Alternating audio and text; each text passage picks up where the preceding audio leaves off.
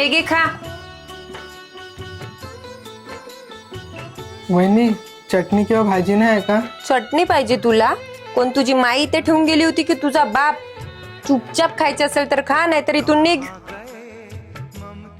पूर्ण महिन्याभराचं का आजच खाशील का? आता हे ताट सोडून कुठे जात आहे? जेवण का फुकटाच येते का? माहिती नाही, खाता खाता पूर्ण घरच खाऊन बसते की काय तर.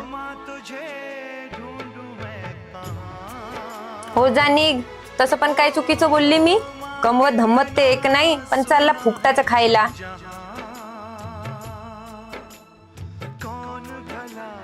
दुनिया में माँ की जगह ले सका